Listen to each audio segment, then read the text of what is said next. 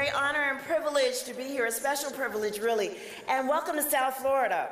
And let's give a big round of applause to the Dillard Jazz Ensemble. And it's not just any ensemble.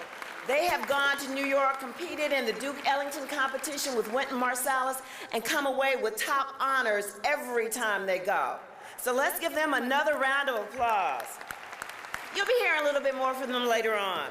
It is so great to be with you this afternoon and to celebrate the accomplishments of 100 black men of America, real men, giving real time to help our young people.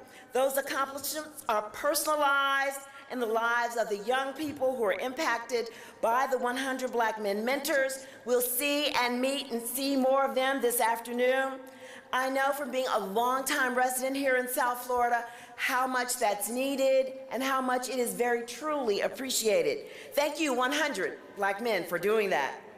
We'll salute the youth this afternoon, both the mentees who've been served by the 100 and the mentors who give their time and love to make a real solid difference in the lives of these young people. Really prepare to sit back, be inspired, motivated, and uplifted.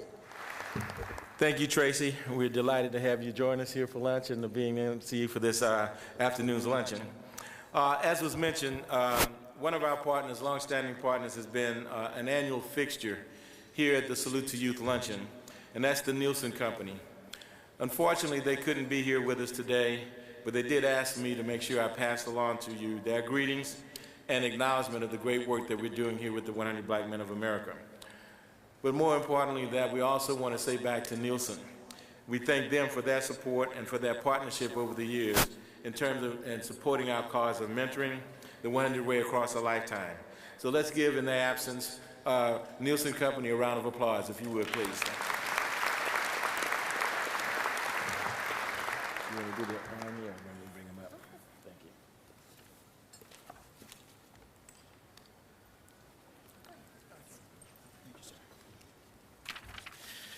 Good afternoon. My name is Lieutenant Colonel Whitney Allen of the United States Army. On behalf of my Commander-in-Chief, President Barack Obama, my Commanding General Peggy Combs, and the great men and women serving our nation, it is indeed an honor and privilege to be here to speak to you today. I tell you, last year I had the privilege of being somewhere else, Afghanistan, having the opportunity to tell a general, policemen, and military how to run their military and police force in a territory 2 times the size of Texas. And this year, around the same time, I'm here standing around giants, great mentors, leaders of our community. So it is truly a privilege. Not too many people have that honor. I am really humbled. First, I want to congratulate the 100 for celebrating your 28th conference anniversary.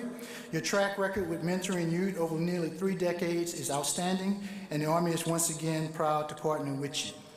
Both the U.S. Army and the 100 are committed to mentoring and educating our future global leaders. Students, you have probably realized this entire conference is dedicated to your educational excellence. Please enjoy the moment, soak up all the knowledge and information that you can get from all these great mentors and leaders and take it home and share it with your family and friends. This year's conference focus is education in the era of change. Over the last few decades, the Army has changed its focus to support higher education for all men and women serving in its ranks to include its civilians. And I've been a witness to this for 26 years. I first joined the Army in the Reserve while in high school, and then I've served almost 20 years now as a commissioned officer following my graduation from Dillard University. And this is not our uncles or grandfathers or our dad's Army. This is a very smart, mobile, global thinking Army. Men and women who go out and do great things on their own. Last year alone, just to show how much the Army support education, we put out $300 million in ROTC scholarships for 13,000 college students across the country. These kids are studying any degree that they want, any field that they want to, and then living normal lives. They're in fraternities, they're playing sports, they're doing internship, they're doing research, and they're all competing for a chance to be a commissioned officer in the United States Army. Also, those who are serving, we put out $300 million, so about $300 million for continuing education. For myself, when you become an officer, you have to have at least a bachelor degree. So I have a Bachelor of Science in Physics, so I'm not too bright. However, it is required that we have continuing education throughout our life. I have a master, and many of us have 2 masters and PhDs, and we go through years and years of leader development. We also send out our young soldiers to do great things. I mean, we have 1,400 cadets in about 40 countries right now doing cultural exchanges. They're thinking they're just going to have fun, party, and learn language, but they're out there doing real-world engagements. They're talking to embassy diplomats, they're working with military leaders, and they're out in the communities doing great things. So, for you young students, striving to do great things, here are a few things that I want you to remember as you walk the halls the next couple of days. First, set goals and achieve them.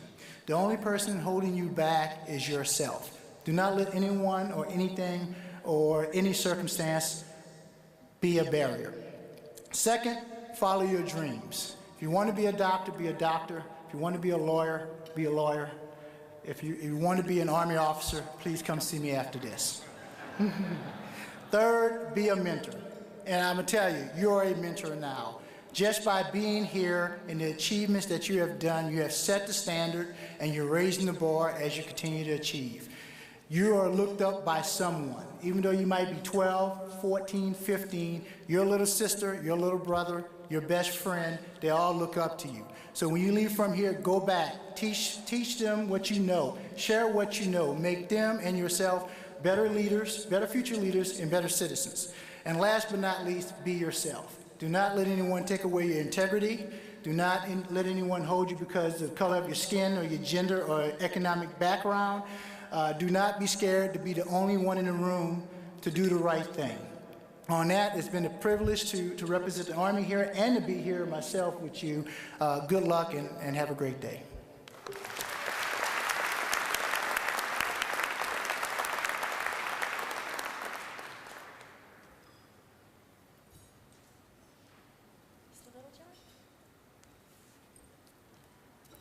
And we're waiting for Mr. Littlejohn, the senior manager from Walmart.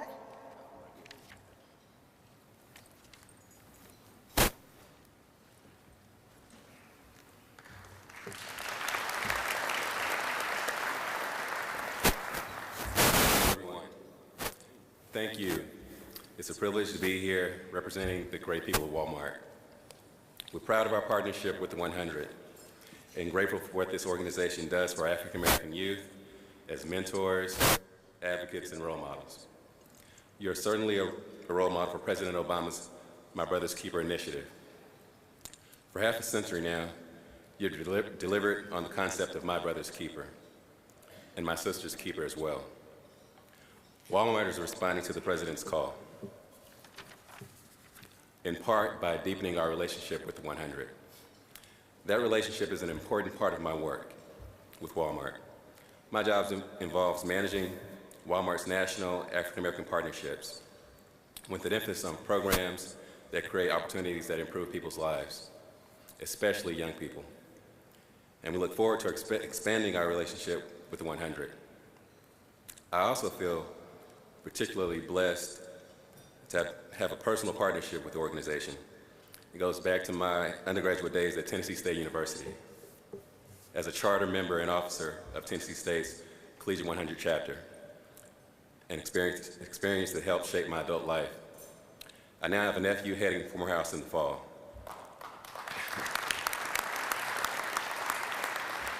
And I've been urging him to join the Collegiate 100 in Atlanta, as well as the Good Brothers of Alpha Phi Alpha.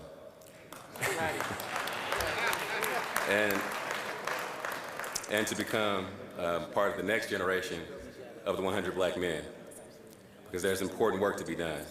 And speaking for Walmart, we're proud to join the 100 in getting that work done. Thank you very much.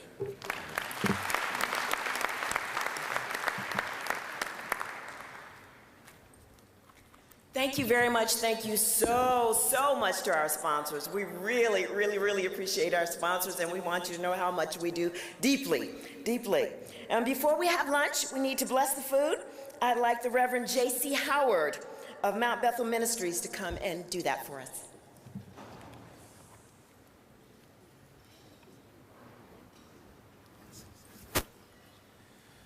My brothers and sisters, let us pray. God, we love you, and we thank you for the opportunity to just say thank you. It is because of you that we live, that we move, that we have our very being. And so we pause for the calls today, God. Before we ask for anything, we just want to thank you for everything, because you've been so good to us. Now, God, thank you for the 100 Black men. We appreciate this organization and what it stands for. We thank you, God, for giving us the resources and the tools to change a generation. If we're ever going to live the motto, what they see is what they'll be, then we need your help. We need your help in pushing us to be what they need to see. And so, God, we petition you right now, understanding that if it wasn't for you, none of this would be. And so we say thank you. Thank you, God, for trusting us with the responsibility of pouring into young brothers and sisters across this country. Thank you for allowing us the responsibility to mentor and to be mentored. Help us, God, to push these young men and women to be game changers, to be atmosphere shifters, to be the head and not the tail, to be above and not beneath, to be the lenderer and never the borrower. Now, God, we stop and we thank you for the food that we are about to receive, and for some of us, the food that we've already received. We ask that you put it to the nourishment of our bodies. But most importantly, God, we ask that you give a double portion to those who aren't fortunate enough to have a meal like this. It is in Jesus the Christ's name that we do pray, and the people of faith say amen. And I was just informed that we've lost another one of our sheroes in Ruby D. So I'm going to ask you if you would bow your heads in a moment of silence as well.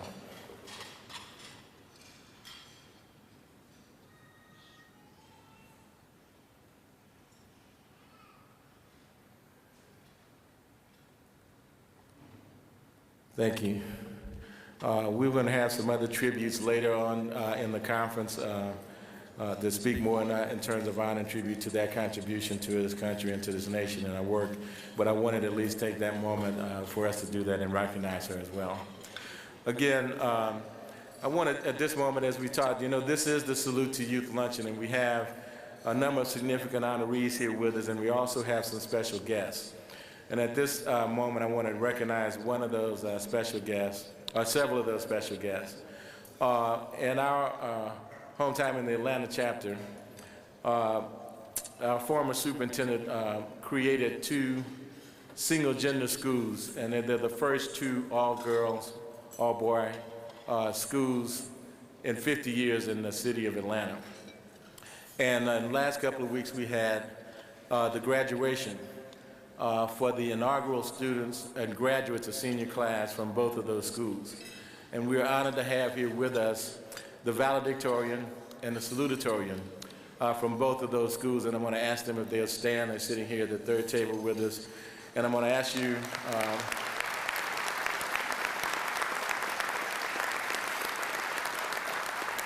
and as a testament to what they've had to accomplish and also what they have endured and what our young people can overcome, I would like for you to just share the video, the comments from the 2 valedictorians. So if you'll call your attention to the screen, I'd like you to hear what they had to say.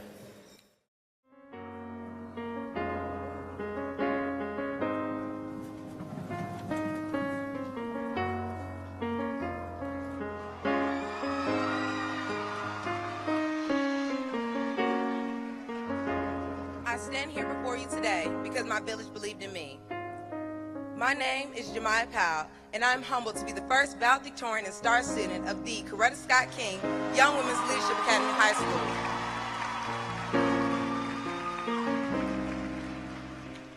In the fall, I plan to attend Syracuse University with the Posse Foundation Full Tuition Leadership Scholarship. I am honored to be able to walk in the footsteps of our beloved Mrs. Coretta Scott King, for she too was the valedictorian of her high school class. I would like to thank our dedicated administration, teachers, counselors, and staff members for serving us throughout the years. I would also like to give a special thank you to our big sister, Elder Bernice King, who has traveled along this journey with us since its inception. The Atlanta cluster of the Links Incorporated, the Magnolia chapter of the Links Incorporated, the HBR Foundation, my village of supporters, and especially my loving and supportive parents, Greer and Wilfred Powell.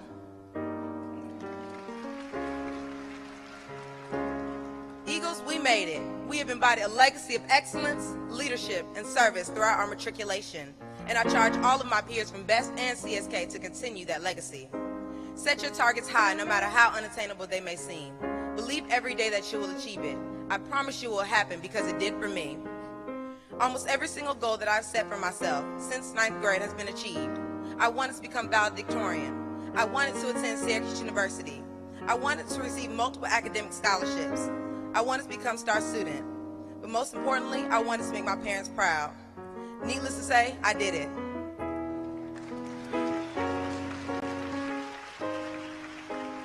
I strive to be a supportive and inspirational sister to my peers. I hope I made you all proud. Now, most people think that it was easy for me to achieve all the goals that I set for myself since 9th grade, but it was never easy. Nothing was ever given to me. Being diagnosed with attention deficit hyperactivity disorder at the age of 5 never made anything easy. Every night when I went home to do my homework, it would take me hours at a time to finish. If I did not do it that night, I'd wake up early at 3 or 4 o'clock in the morning and attempt to finish. I worked hard, studied hard, and earned all of my grades. I never made my ADHD an excuse. It was never a crutch.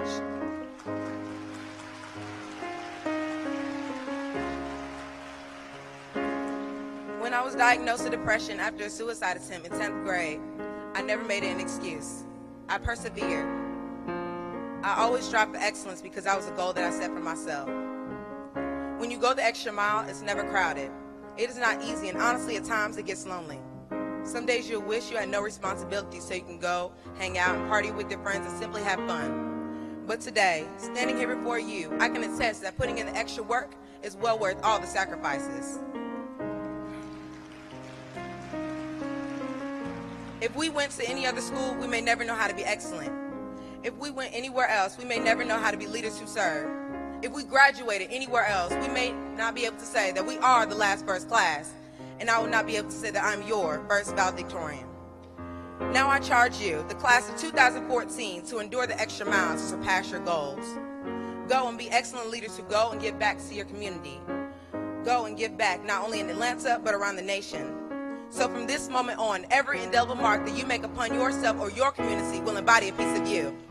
We can make that difference, but only if we go the extra mile.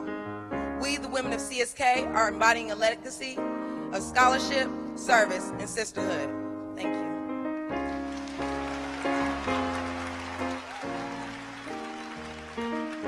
Thank you, Jemiah. In fact, the legacy of Best Academy is a powerful story. A story that continues to unfold in ways that engage, surprise, and inspire. In the words of Maya Angelou, there is no greater agony than bearing an untold story inside you. And the story of Best, soon to be our alma mater, is similar to that of my own mother.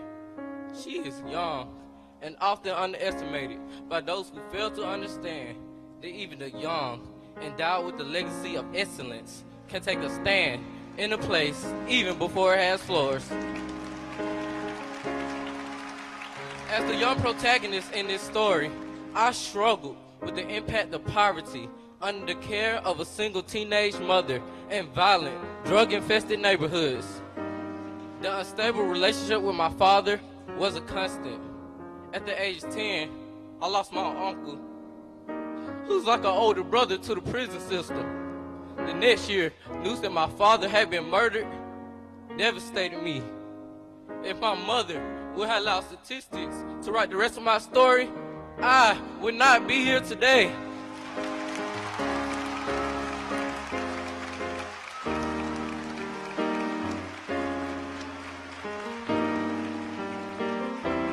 My mother has taught me the most important thing about my story is not telling it, but living it. Sometimes your story may seem tragic, but the ultimate author can rewrite your ending. Seeing my grandmother addicted to drugs while growing up frightened me, but watching her transform her life has motivated me.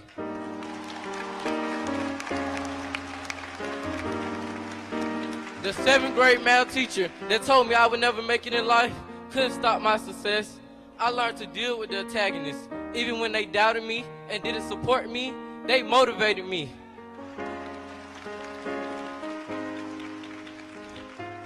See, I've been a book that someone picked up, briefly examined its cover, and put back onto the shelf without taking the time to read the story, my story.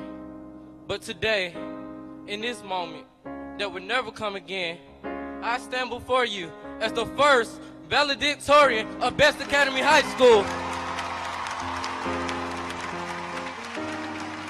and the first man in my family to graduate from high school and a Gates Millennium Scholar, which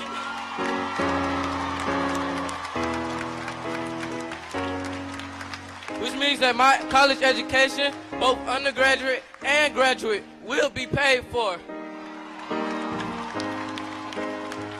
I am Sherrod McClendon. This is my story. These are our story. The legacy lives in us.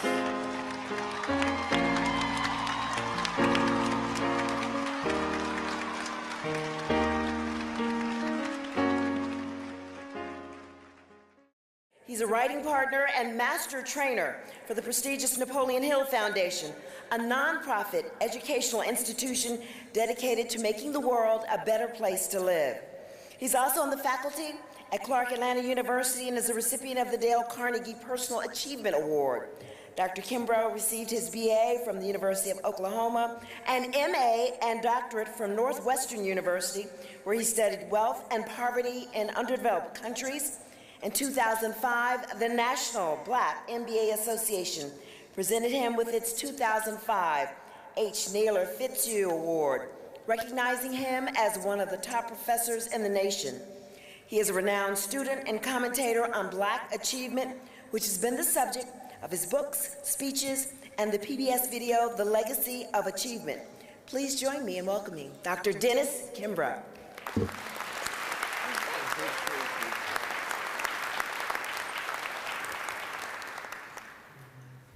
Curly, that was a hell of a video. That says it all. That gives an indication of why we are here today. And I know the data as an educator. You take a good look at those 2 valedictorians. If we doubled as a race the number of Black college graduates, it still wouldn't be enough. And all you got to do is look at all the indices. It's not my data, it's Census Bureau data. You got 33.4 million African Americans in the United States, and you got less than what, 60,000 Black doctors? You got less than 150,000 Black engineers. You've got less than 2,000 Black female architects. You had a hand in education, and you got less than 400,000 Black school teachers. You got less than what, 100,000 Black lawyers? This is all about choice. And what do we know about the response for choice? This man right here could tell you. 50 million different choices face you on a daily basis, and you don't have to address them. You can turn your back on them. But what did Martin Luther King say? He says, your life officially comes to an end the day you begin to discuss, think, and talk about everything that doesn't matter. So you can turn your back on all the choices, but there are 2 choices you must confront. Number 1, you can accept the circumstances as they are. Accept that data that I just gave you. Or number two, you can take the responsibility to change them. And that's what the 100 is about. And I salute you, 100 black men of America, just a few good brothers. Oh yeah. And look at your leader, Curly Dawson. He didn't even know this. I am honored, I am humbled to even be here. There are 50 million different public speakers out there. You selected me, I'm just an old country business school professor. You doubt me, that woman right there could tell you. Charmaine Ward, she comes in my class every year. She can tell you what I do. I'm nobody special, and you're going to bring me in to speak to this august body.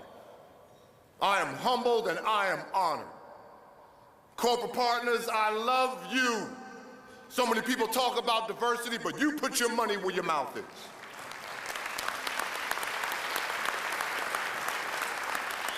And all you want to do, corporate partners, you want to do 4 things. You want to make a difference.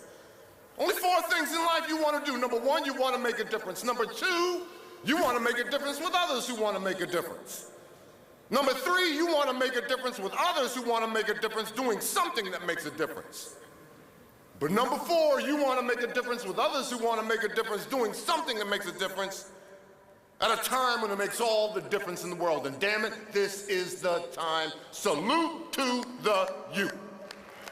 But 100 black men under this man's leadership, just 100, only takes a few good brothers. Pastor, that was a great prayer that you gave. You know this better than me. You don't need a whole bunch, you only need a few. There's nothing more powerful on the face of the earth than the passionate, committed mind. Look at your Lord and Savior. He had more than 7,000 followers. He coached 70, he mentored 12, but the day he took his final breath, only 3 were there to see it. Now look at 100 black men. Same dichotomy. Look at the number, just a small handful of brothers. And what do we know about them? All grown up, ain't afraid of nothing, brother. Cut the TV off and let's talk, brother. Stay at home because that's where you want to be, brother. Bathe the children, get them ready for school the next day, brother. Let's put the video game down and read a book, brother. 100 black men, brothers who will not only play, but brothers who will pray. Brothers who not only date, but brothers who will develop. And look at your leader, Curly Dawson. I am honored to be in his presence. Takes 17 years to drive, right? 18 years to vote. They tell me 20 years to produce a decent bottle of scotch. 21 years to be classified as an adult. If you want to run for Congress, it takes 35 years. You want to run for President of the United States, that takes 42 years. But the way this brother's going right here, it's going to take a lifetime to produce another Curly Dawson. So I am humbled and I am honored today. There's nothing to fear. You're as good as the best, as strong as the mightiest too. You can pass any battle or test. For there's no one just like you. There's only one you in the world today. So nobody else you see can do your work in just a fine way. You're the only you to be. There's nothing to fear. You can and you will, for you're the invincible you. So set your foot on the highest hill. Salute our youth. Ain't nothing on God's green earth comes before this child's education except God and breathing. Our charge is to go ahead and ignite the next generation of African-American leaderships. And that's not me. I'm at Clark, Atlanta, and I'm minding my business, grading papers, and the phone rings several years ago, and who is it? Jim Tressel, head football coach, Ohio State. Dr. Kimbrough, yes. Dr. Dennis Kimbrough, yes. Dr. Dennis Kimbrough wrote the book, yes, yes, yes. Right after they won the national championship, this is Coach Tressel, Ohio State Buckeyes. My team is reading one of your books, What Makes the Great Great. That's their assignment before this season. Please tell me you're going to come up to Columbus and spend 2 days with me and my team. And what was my response? I said, Coach, I'll do it on the one condition. You know my day job. You know what I do for a living. Tell me something I can tell my business students. And what did he say to me? He said, you tell your students, I don't care how good you are. I don't care how bad you are. My only concern is how great do you want to be. Anybody can be average. But it takes courage to excel. Don't take my word for it. There I am with John Johnson, Ebony Magazine. Might have been the last individual to interview this guy before he makes his transition. Got a chance to interview him twice. That interview's the lead story in my 5th book. And then we're talking about success and achievement and accomplishment. And that man said to me, you don't need to interview me. You don't need to know anything about success and achievement other than know that it's a relay race. I said, Mr. Johnson, what world are you talking about? He said, a relay race isn't won or lost on how fast the runners are. You can have the 4 fastest runners in the world. A relay race is won or lost on how capable one runner can pass the baton from one to the next. And here you are in Black America, you got many swift, fast, capable runners in lane number 1. You got Oprah Winfrey in lane number 2. You got Colin Powell. Lane number 3, Barack Obama, Michelle Obama. Men and women who have run the race of their life, coming down the final turn, coming down the straightaway, holding this baton called success, leadership, and achievement. We got to make sure the next generation is fit, focused, ready to run the race of their lives. And again, I hope you know the data. Every 92 seconds of the day, a black child born to a teen mother. Every 90 seconds of the day, a black child born to a teen mother who won't finish high school. Every 90 seconds of the day, black male is suspended. Every 40 minutes of the day, a black male is convicted of a violent crime. Every 4 hours of the day, a black male dies. Students say to me all the time, Dr. Kimbrough, why does the Lord allow that to happen? The Lord doesn't allow that to happen. We allow that to happen. But it's time for change, and it's time to exercise our choice. Got to read you a passage in my little feeble remarks, and I know the hour is long. I'm not going to take up much of your time. When given a choice between time and money, let people waste your money, but don't let anybody waste your time. There's not an individual in this hall right now, if I gave you an hour to go back to your banker, go back to your significant other, your spouse, you could come back within an hour and tell me every dollar that you got in your possession. You ask my wife, she can tell you down to the dime, but there's not an individual in this room right now who could tell me how much time you have. And if you're like me, you don't want to know. So let people waste your money, but don't let them waste your time. Got to read this passage taken out of my 2nd book because Father's Day is right around the corner. 2 brothers sat at a cluttered kitchen table. The house reeked of stale alcohol. Flies buzzed over piles of dirty dishes. As usual, Dad was drunk on the couch. One child immersed himself in his schoolwork while the other brother was perched in front of the television set. One father, 2 sons, same set of circumstances, alcoholic father and absentee mother. God bless her soul, she made her transition years ago. Both boys lived out the same hell on earth with daily verbal, physical abuse and neglect. One boy ran with the fast crowd who helped him find an escape. Like his old man, he found it in drugs and alcohol. This 2nd generation alcoholic lived from bottle to bottle, barely finding enough odd jobs, just enough money to continue his self-destructing habits. Meanwhile, the other son buried himself in the schoolwork. A teacher praised his efforts, and as a result, he excelled. He worked hard and won a scholarship to an Ivy League school. He went on to become a well-respected lawyer. One day, a newspaper chose to profile their local hero. And the reporter asked the young man, is it true your father was an alcoholic? Yes, it's true, he replied. I had an alcoholic father, and that's why I am where I am today. I decided early on that I wasn't going to waste my life like he did. Meanwhile, 100 black men, the older brother continued his path to self-destruction. Eventually, his employer gave him the ultimatum, either complete a rehab program or lose another job. enrolled in a rehab program, and there the counselor was seated with him as he began to reflect on his childhood. With tears rolling down his cheeks, he said, I had an alcoholic father, and that's why I am where I am today. Same home, same father, same set of circumstances, but different outcomes.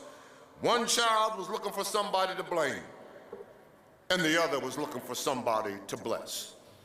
But we are here for one thing and one thing only. We are here to salute our youth. We are here to go ahead and honor the next generation who's ready to grab that baton.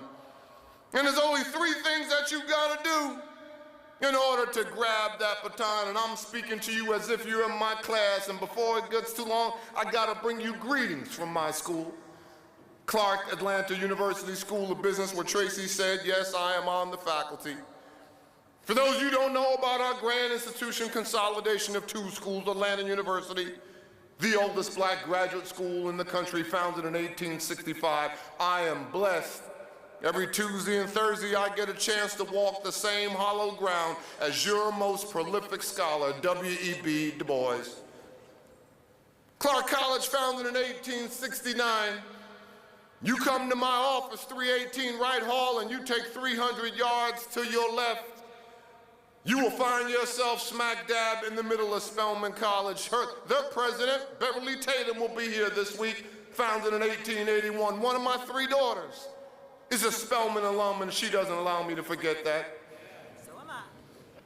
You take 200 steps to your right, and you'll find yourself right there at Morehouse College, founded in the basement of a Baptist church in Augusta, Georgia in 1867, one of my three son-in-laws is a Morehouse man, and he doesn't let me forget that. But I can say with all pride, sincerity, and humility, that's right, W.B. Du Bois. When he was on the faculty at Atlanta University, he taught Greek, he taught civics, he taught economics. Pastor, for 3 years, he was university chaplain. Students would come in his class thinking that they're going to go ahead and discuss supply and demand in his econ class. And what did he do? He would read a passage out of the Bible.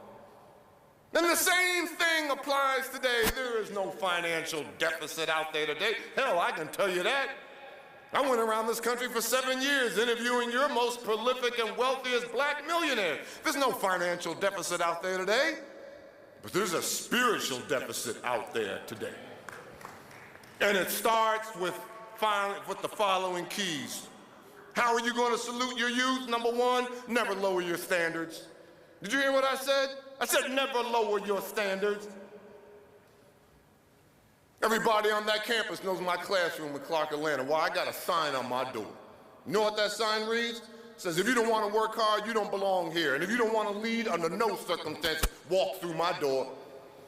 Then if you have the guts, the temerity, the boldness to actually walk into my classroom, you take 5 steps and you see another sign on the wall that reads, mediocrity is not the standard in this class.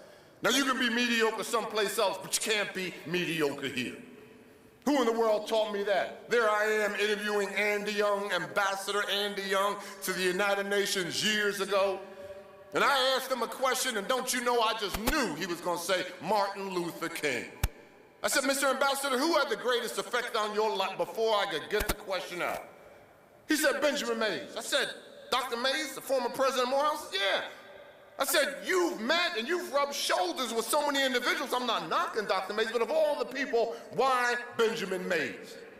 He said to me, he said, you can always tell when the student was about to take a class from Dr. Mays at Morehouse. I said, what do you mean?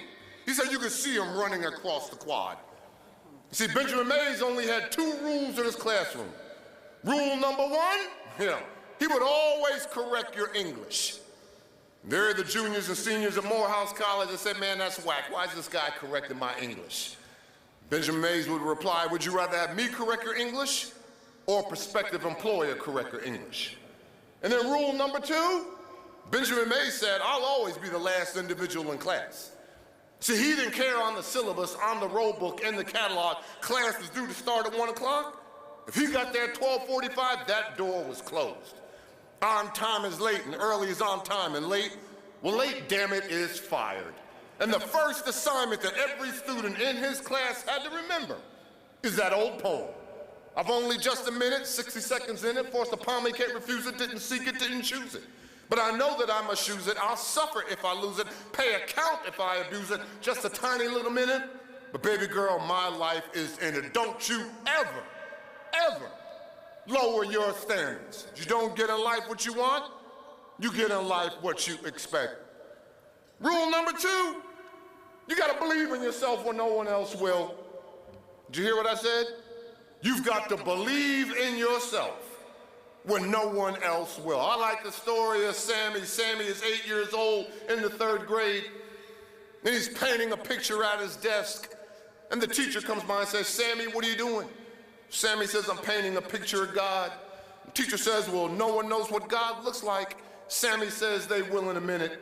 You've got to believe in yourself when no one else will. Now, I saw on the program that your entertainment later this week is going to be in vogue.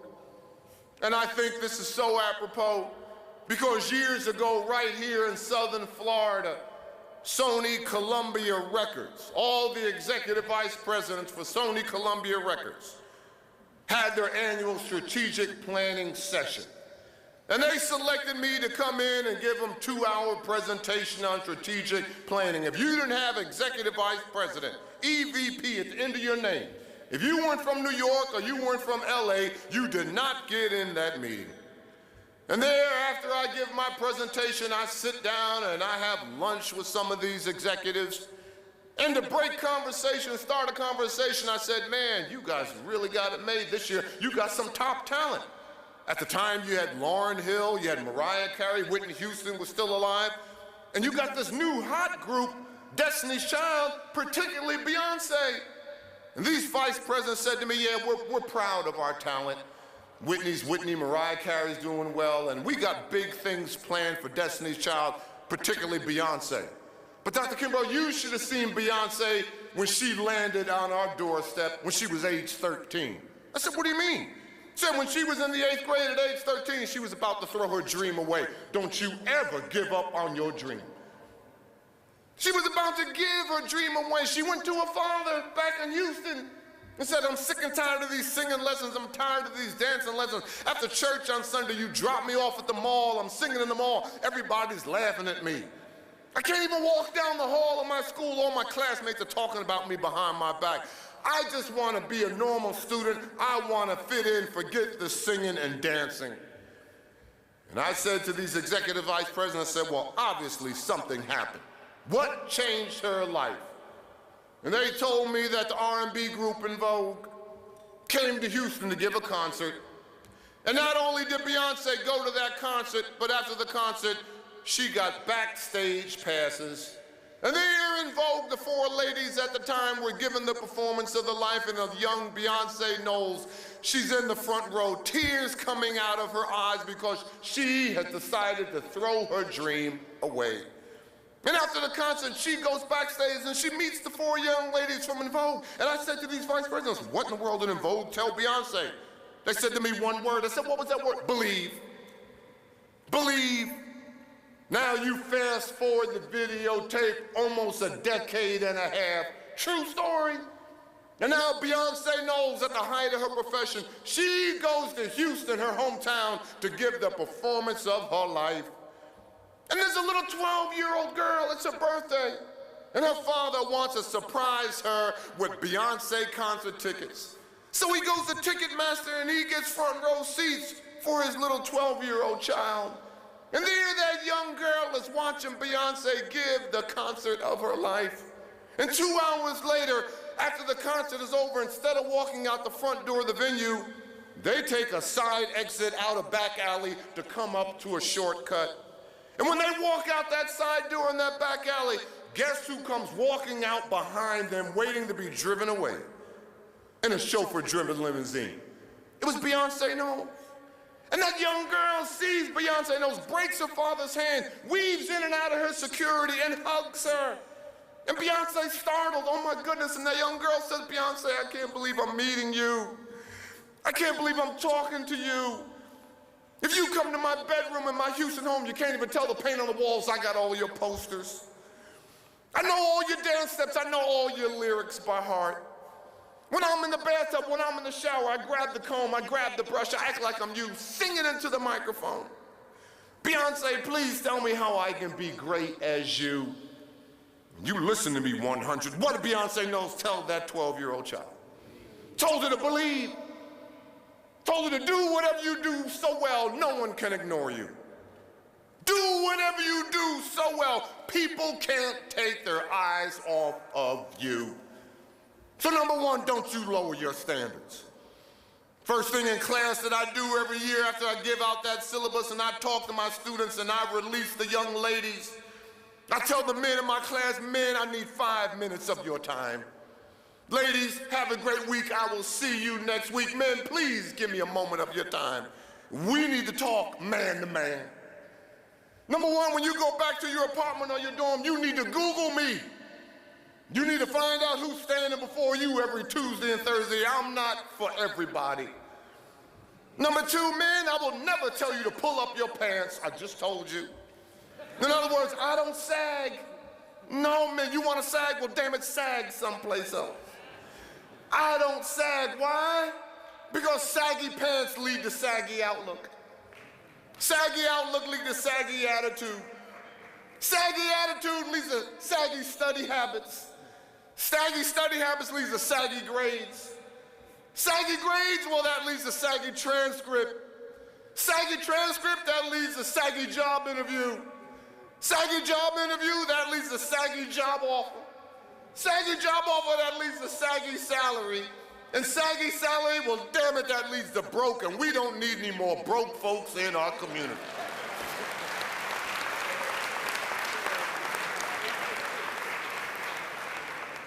And then last but not least, I told you I wouldn't be long. Be exposed to the best. Expose our children to the best. Let them know what leadership looks like. What thou seest, that thou beest. Malcolm Gladwell, Tipping Point, and Blink. He was on a talk show. And the host asked him before the interview was over, said, Mr. Gladwell, Malcolm, are there any trends out there that got you concerned? And Gladwell, he stroked his face and he thought about it. He says, yeah, there are a few trends out there that concern me. He said, well, please share it with our viewing audience. And Gladwell says, what concerns me right now is the hundreds of thousands, and then he changed it to millions. He said, what concerns me now are the millions of black elementary school children who live in neighborhoods in which they will never see a black male in a suit and tie. That's Malcolm Gladwell. And listen, don't take my word for it. Go read his book, Tipping Point. And what is the premise of the Tipping Point? Go ahead and read all 315 pages of Tipping Point, and that will tell you that any problem can be solved if only enough people care.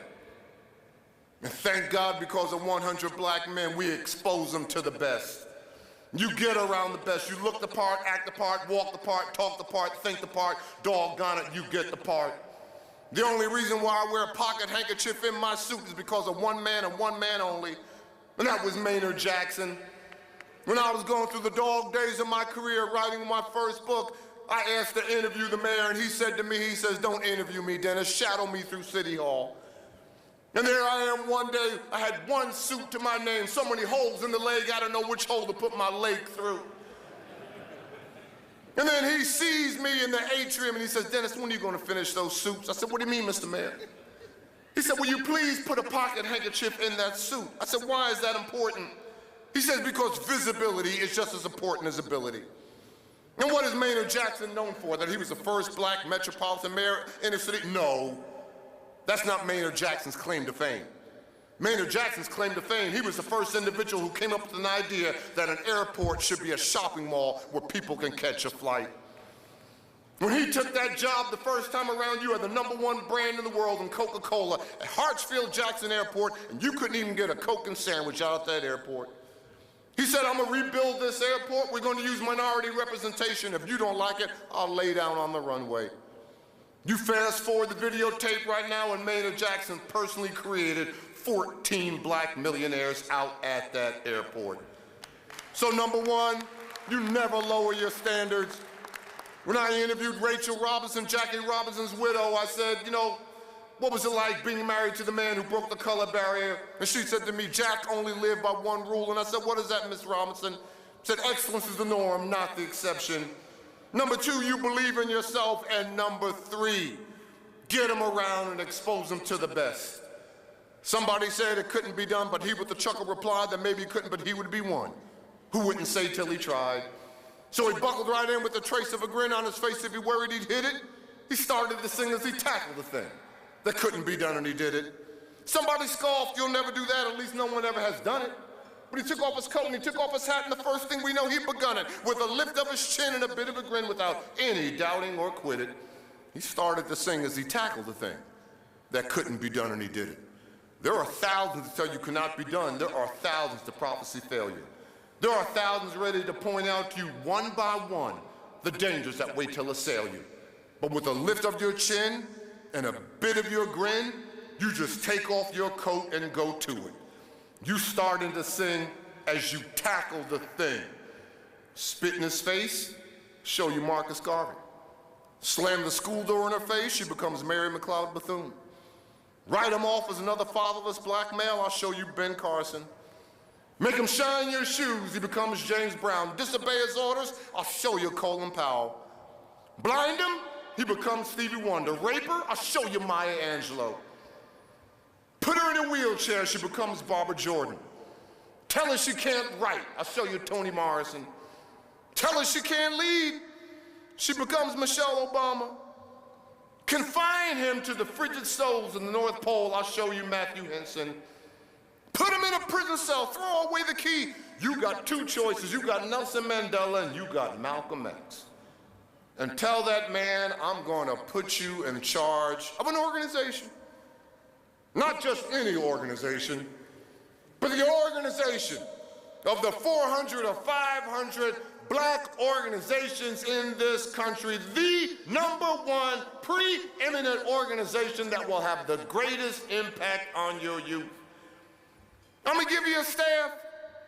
You won't have the numbers that you need. We'll go ahead and make do as we can. You won't have all the monetary resources that you need. Sometimes you're gonna have to rob Peter to pay Paul. Sometimes you're gonna make a dime do the work of a dollar. Everybody won't agree with you. Some folks wanna go left when you're going right. Some folks wanna stand out in the front when you're behind. But you can't use that as an excuse, because an excuse is any reason for inactivity. And our children are on the line, and that individual turns out to be Curly Dawson. Tracy, come on up here, I'm through. That was so inspiring and so uplifting, and the example of Believe calls me to mind of, I get to work really early. I get to work at 4 o'clock. And on more than one occasion, a young man was sitting in his car, and he scared me, and I was like, who is this out here in his car waiting for me? And he said, I do these plays, and I'm really hoping that you'll have me on. I've been calling and calling, and no one will have me on to talk about him, and I'd really appreciate it. I'm like, okay, well, come on up. And he talked about his plays, and that young man is Tyler Perry. And he wasn't only doing that in Miami, he was doing that in cities all over the country. So it's just another example of, you know, believing in yourself. And look, now that I was nice to Tyler, Tyler's hired me for many things to do voiceover, so it paid off. So not only believe just because you believe in yourself, there might be something else in it for you, but really seriously believe. Yes, it was. It's a true story. So thank you so much to Dr. Kimbrough, and I was talking to Chairman Doss about you all are the wonderful young people that we do not see. We don't see you on the evening news because the coverage that's generated is generally all of the bad things, the shootings, the muggings, the violence, but you're here, and I hate it so much when I hear people say, oh, our young people aren't doing anything. This generation isn't gonna amount to anything. It's just so not true. It's just that because of the media, you're invisible. But you're out there, and I know that you're doing wonderful things, and I'm so proud to be a part of this event, and so proud that you all are recognizing young people and helping them to become more of who they are. Now it is my great pleasure to introduce to you the man who's helping to make that happen, Chairman of the 100 Black Men Incorporated, Curly Dossman Jr.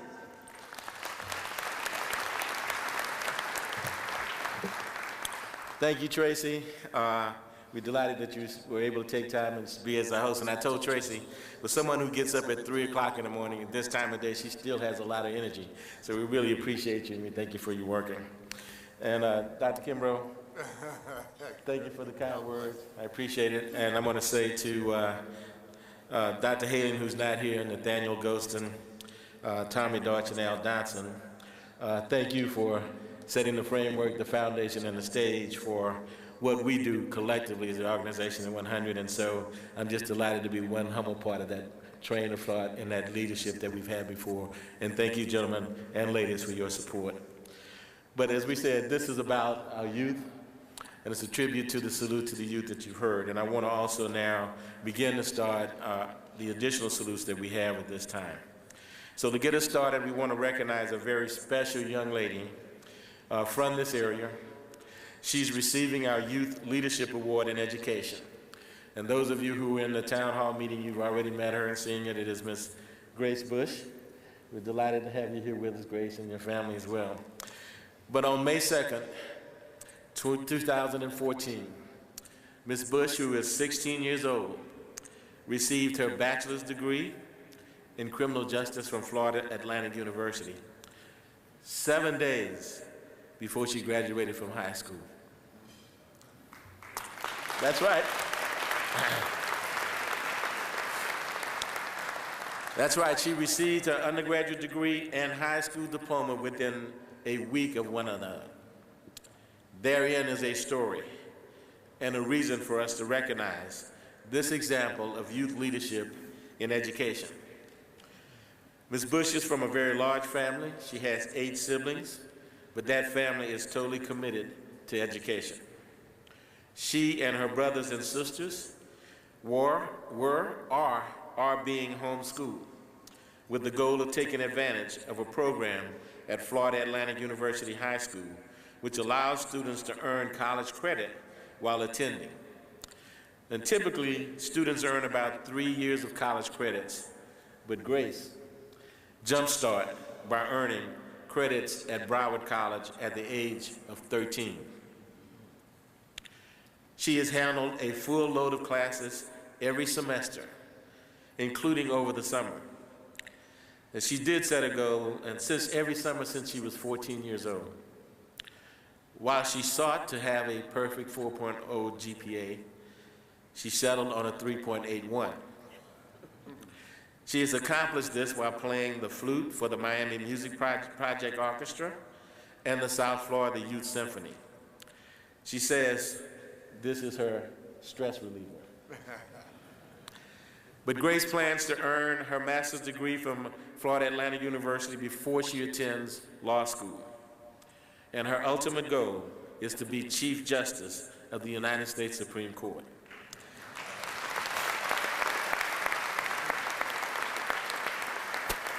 So let's give a deserving round of applause to our honoree for our Youth Leadership Award in Education, Ms. Grace Bush. Grace. Chairman Emeritus Thomas W. George, Jr., if he'll join me here on the stage to help me present the Mentee of the Year and the Mentor of the Year awards.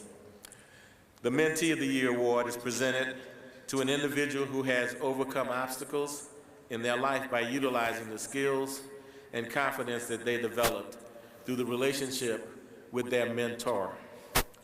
And this year, Mentee of the Year is a native and a homeboy, I call him, from Louisiana, Mr. Jalen N. Lewis. Please watch the video.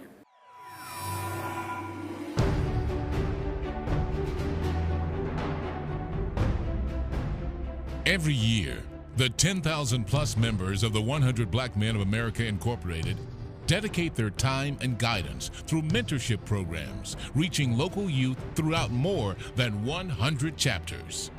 100 Black Men of America has a long history of putting mentoring and education on the front line.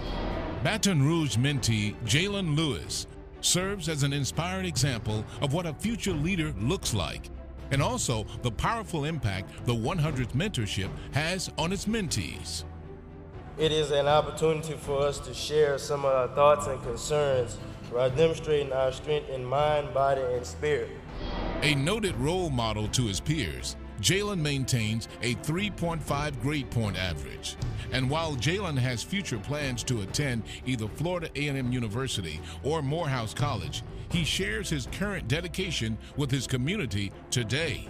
A battalion commander, lead ROTC cadet, and president of both the LA Gear Explorers Club and junior class at Glen Oaks High School, Jalen has completed more than 50 hours of community service this year alone. That's why Jalen is a natural choice to represent the 100 Black Men of Baton Rouge when media outlets inquire about the power of mentoring and the subsequent impact of the 100. It's an impact this mentee turned mentor in his own right represents each and every day. And while this class member of the flagship class of the Baton Rouge Chapter's Project Excellence Mentoring Program has proven to be a stellar mentee, even receiving perfect attendance in recent years from that program, his service to community extends even further into his involvement with his church, where he also volunteers with the youth department and youth usher ministry, visiting nursing homes and serving during other selfless activities. There's no doubt this honorary member of the State of Representatives and Purple Heart of the Community Silver Tongue and Humanitarian Award recipient is already taking the world by storm through his proven track record of success in the classroom as well as in his community. We respect and appreciate the foundation that you have provided, and we are also committed to continue the work you have begun. So thank y'all. Jalen Lewis, the 100 Black Men of America Incorporated, thanks you and salutes you as the 2014 Mentee of the Year.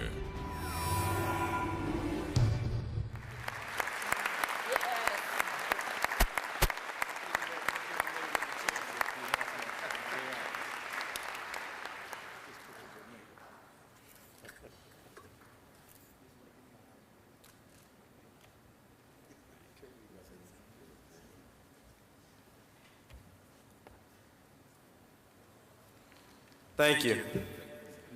Good afternoon. Maya Angelou once wrote, "I've learned that people will forget what you said, people will forget what you did, but people will never forget how you made them feel."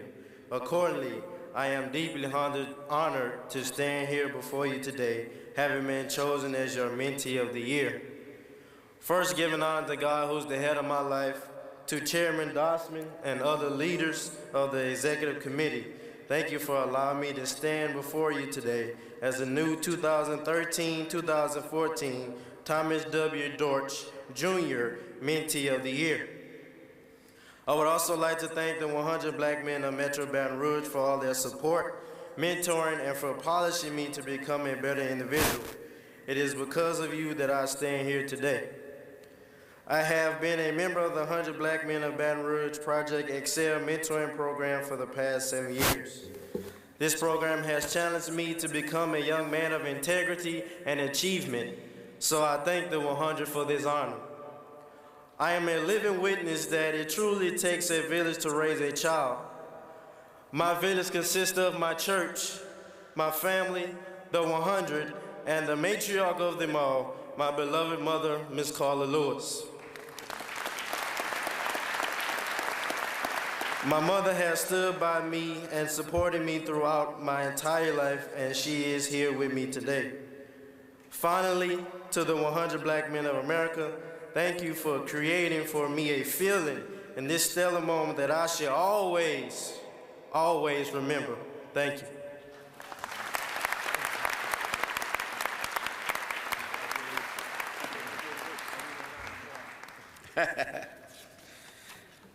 That is right, Tommy. We're working on it.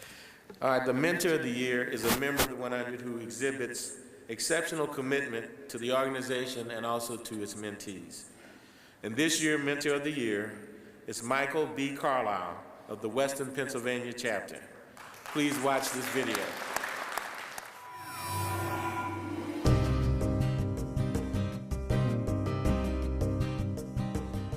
In 2012, the 100 Black Men of America Incorporated hosted its 26th annual conference in Atlanta, Georgia.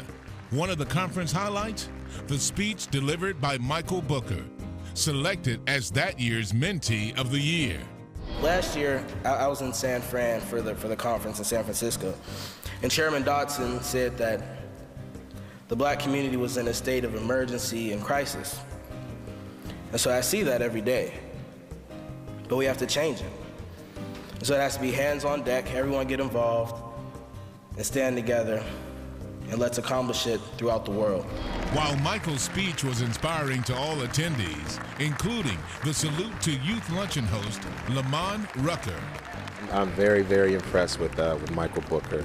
I think he's just going to be another really wonderful leader of ours in general in the future, not just locally in Pittsburgh, but I think it's just a matter of time before he makes a very significant imprint on this country, you know, in his own way. This mentee's remarks also saluted the work of the 100, most recognized in his life by his mentors in the Western Pennsylvania chapter. Well, I just want to say thank you to definitely to everyone from the 100 Black Men of Western Pennsylvania for supporting me for these past 4 years, Mr. Ron Lawrence, Mr. Mike Carlisle, Mr. Al Valentine, and everyone out there who has supported me. Fast forward 2 years, and Michael Carlisle, the mentor this mentee credits as being a source of confidence and profound guidance, is saluted as the mentor of this year for his work with Michael and more than 10,000 mentees he so passionately dedicated his life to in his 28 years of unyielding membership in the 100.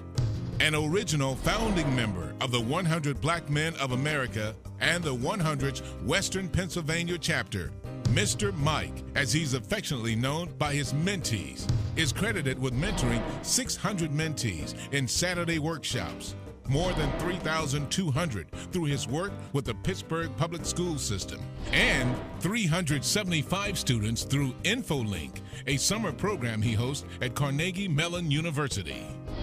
In addition to serving as the chair of Western Pennsylvania's mentoring program since its inception, this lifelong mentor has also served as the chapter's president for 2 terms and currently as its treasurer. Carlisle created the African American History Challenge Bowl 20 years ago for this chapter, reaching 32,000 students to date, and has even served as chaperone, bringing local youth to the annual 100 Black Men of America Conference for the past 28 years.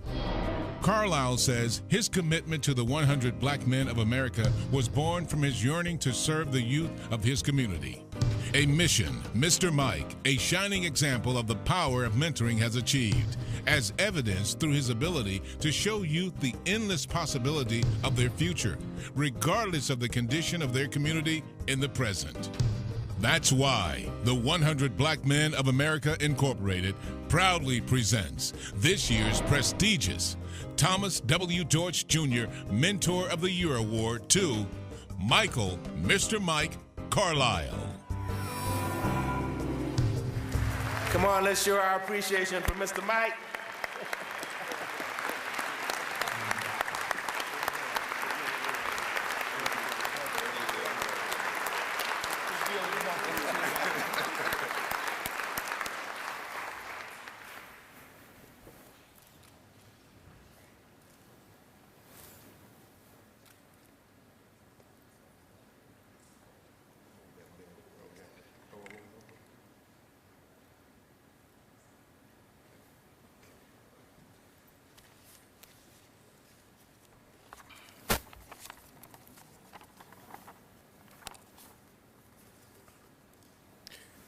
Good afternoon.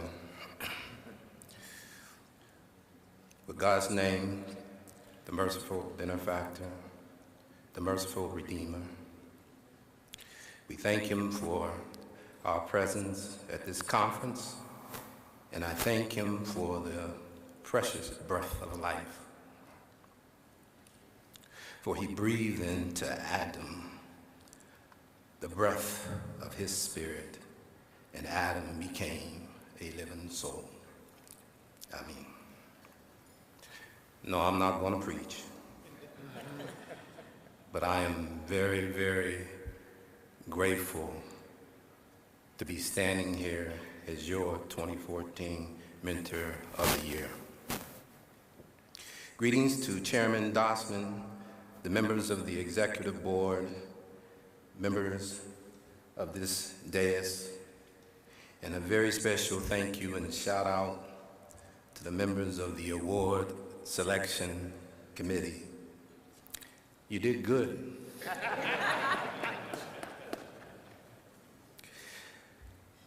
I guess the spirit is flowing from Dr. Maya Angelou, because I have another quote from her.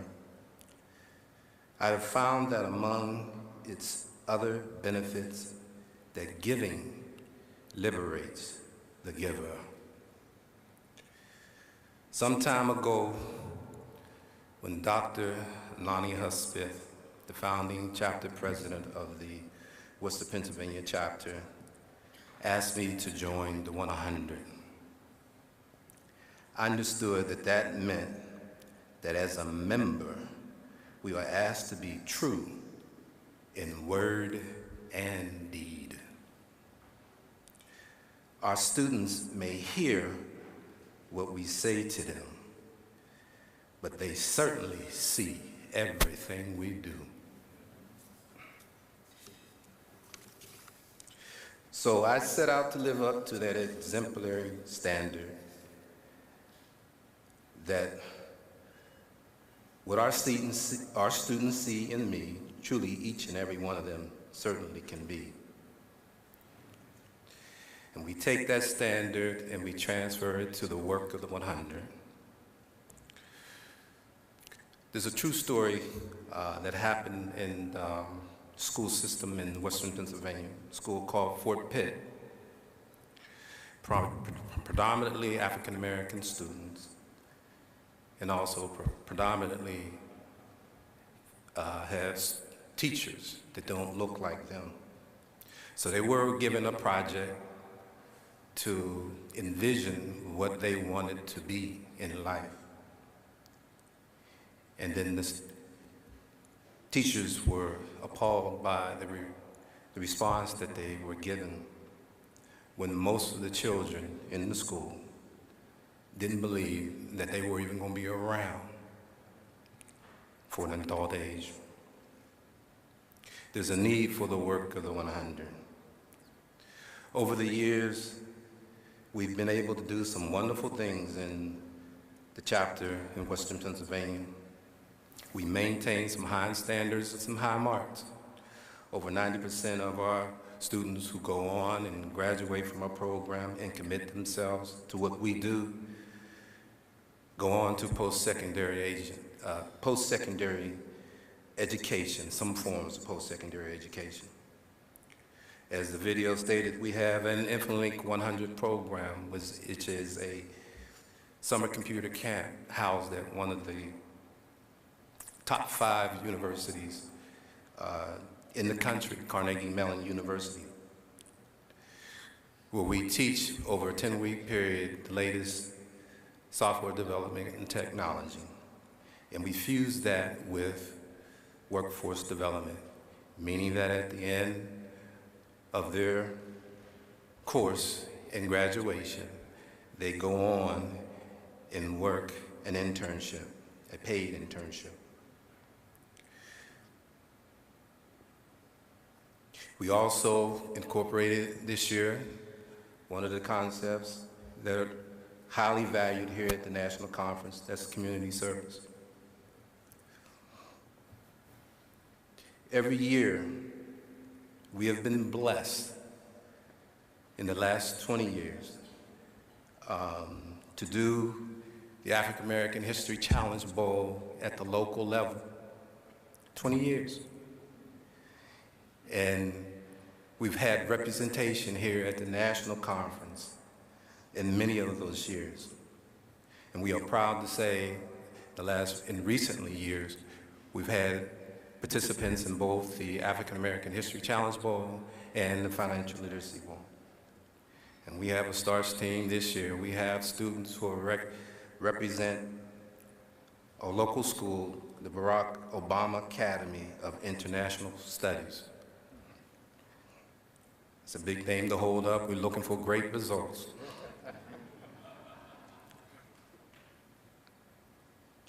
In closing, I'll say it has not been about us, the mentors, or me in particular, but it's about the children that we serve. Therefore, the standard of measurement should be how well we impact our youth. Like Dalen Williams, a young man who came to us in the 9th grade with a .5 QPA. And after 4 years, and during his senior year, he posted a 3.8.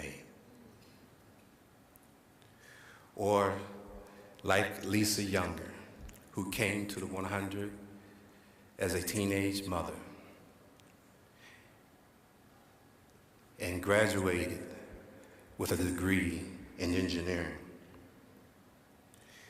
Like another young man, Quan Sankar, who came to the 100, a bright student and a multi-talented athlete, built like a linebacker or a power forward, could certainly play for a Division I college in any sport that he chose, but instead took the high road, and as a result, graduated from Harvard. And not only that, in recent years, Quan Sankar is a graduate of Johns Hopkins Law School. Yeah, you can go ahead and clap. Yeah. Another young lady, every once in a while there comes a time where there's an individual that really stands out. This young lady came to our program, Ty Jones, with the spirit of running the program and could back it up. So we just called her Mama Ty. And I'm proud to say that today she went from Mama Ty to Dr. Ty Jones, the first PhD awardee of the 100 Black Men program at Western Pennsylvania. And we have at least 3 others that I know of that are currently on that same track. So this is our measure. These are our bright stars of our program. We're not only doing it in Western Pennsylvania.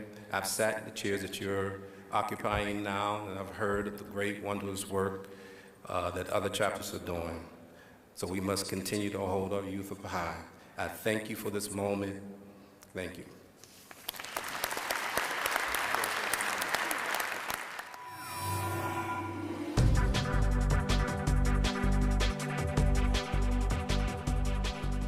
They've made a name for themselves as positive influencers in the Charlotte area.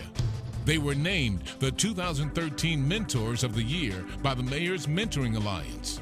They were among the top 5 for the same award in 2014. And they have been credited with hosting a plethora of community empowerment and mentoring events. They are the members of the Collegiate 100 chapter at UNC Charlotte. When students at a local alternative school, Turning Point Academy, are labeled at risk, members of the Collegiate 100 chapter at UNC Charlotte step up. Through bi-monthly visits, the members spend their Friday afternoons encouraging and redirecting the youth to become leaders and make positive decisions to better themselves and their community. When headlines and divisive coverage of Trayvon Martin's death captivated the nation, the Collegiate 100 chapter at UNC Charlotte again stepped up, turning tragedy into triumph, partnering with local student groups to empower the community and celebrate Black history. And as reports of police brutality against minorities swept the nation, the Collegiate 100 chapter at UNC Charlotte hosted a thought-provoking event before a room of those most targeted in this epidemic: minority youth. It haunts my conscience. I don't get this nonsense. People killing each other like they don't know what the consequences is. Since their very first tweet, members of the Collegiate 100 chapter have used social media accounts as repositories and go-to sources for words of encouragement, event announcements, and as a means of spreading the word about their good work. From events designed to discuss hot topics such as black male fatherhood, complexities of black culture, gun violence, and racial profiling, the Collegiate 100 at UNC Charlotte works to empower peers while also hosting and promoting canned food drives and volunteering in such events as the Walk for Diabetes, breast cancer awareness, and Kappa Sanity health and wellness events, the annual MLK Day Parade, Gender Wars, the Legal Diversity Conference, the State of the Black Community Summit, and even meet and greet with the national president of the 100 Black Men of America Incorporated, Michael J. Brown. Through interest sessions and induction ceremonies, the 36 members of this Collegiate 100 chapter embody the mission of service by each signing this accountability contract. Indeed, these inspired collegiate members dare to set the standard and keep it 100 through weekly fellowship meetings and regular community engagement.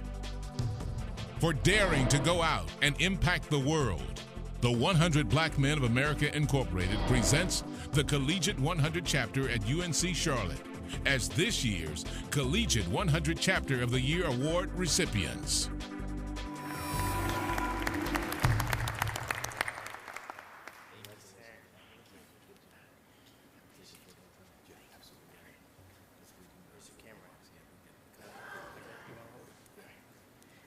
Greetings. My name is Chris Bridges, and I'm the current president of the Collegiate 100 chapter at UNC Charlotte. We would like to thank the selection committee, as well as the executive board of the 100 Black Men of America Incorporated. We have a few members actually in the audience, so if they could stand, along with our advisor, Solomon Franklin.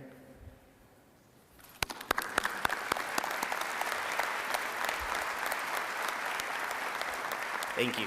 And as well as our parent chapter, 100 Black Men of Greater Charlotte, we thank you all for this award, and we appreciate all that you all do for us. So thank you. Now, to bless us with musical tribute, the award winners this afternoon are the 6 Bush family members performing as BG Harmonies. Let us please welcome them.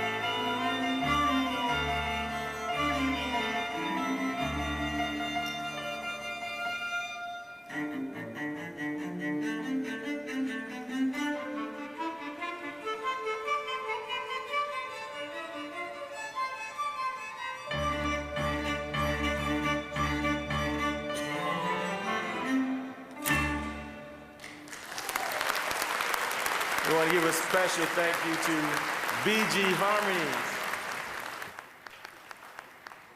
We are almost at a close, so just let me share this. This was a wonderful performance on behalf of the young family members, and I think a further testament to the quality of your family.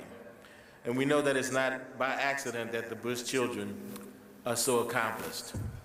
You heard this morning in our town hall meeting that we talked about the triangle: the school, the community, and the home.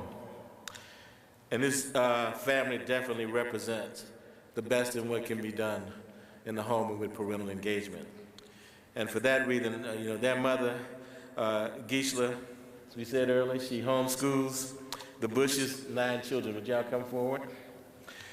And she has clearly done an outstanding job. We've heard about Grace, and we've recognized her, and we have seen the actual musical abilities of these 9 children.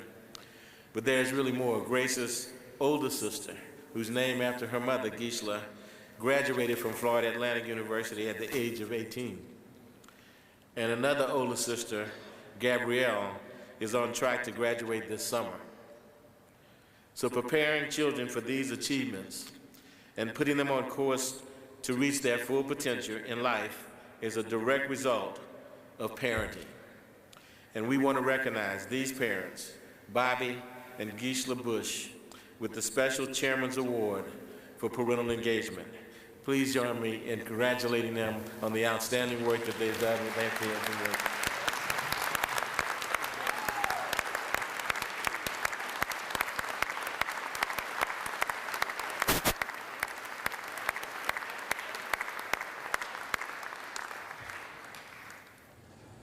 This is a surprise. Truly, this is not my forte here. It's a fish out of water. But I'm truly humbled by this organization and what they've done for me and my family.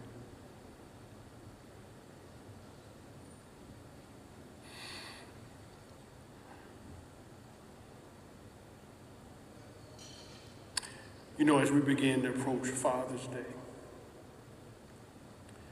I am truly proud, a proud father of all of my children. I think I better cut it off here. Thank you.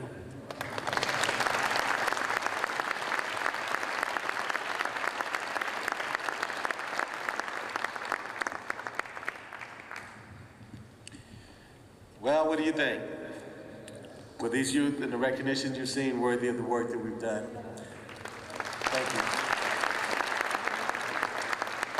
We hope that they're a testament to not only what they can become and what they can achieve, but a testament to the work that you, the individual members of this organization, and the commitment that you make in giving of your time, your talent, and your resources.